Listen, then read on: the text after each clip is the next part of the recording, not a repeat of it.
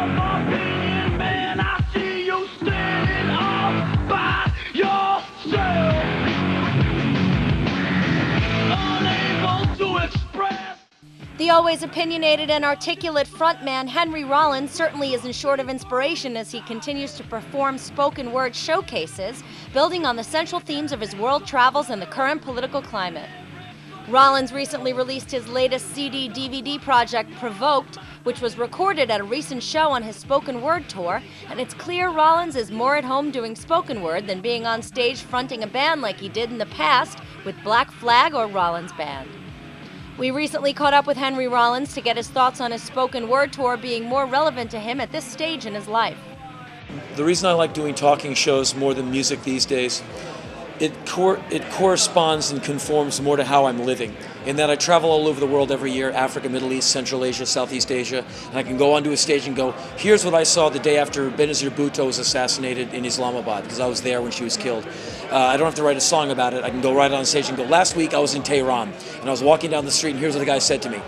And as a guy nearly 50, this is what's relevant to me on a global scale, looking at my own country.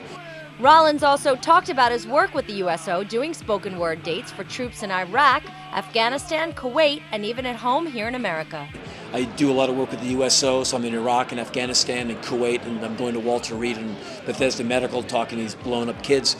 And to be able to just deliver that on stage, like, here's what I think about that, here's what I saw, here's what it smelled like, boom.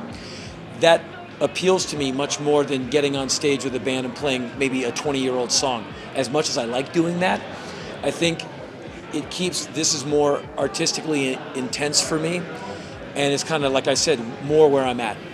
Grammy nominated for both his work with the Rollins Band and the spoken word performance of his own book, Get in the Van, Henry continues to stay extremely busy as he recently released a series of documentary specials on IFC, continues to host his weekly radio show, and running 21361, a publishing company he created to release his books, CDs, and DVDs, along with the work of others such as Henry Miller, Iggy Pop, and Nick Cave. Although Rollins will take some time off for the holidays, he does have one spoken word date booked for 2009, which will take place in Santa Rosa, California on February 6th. The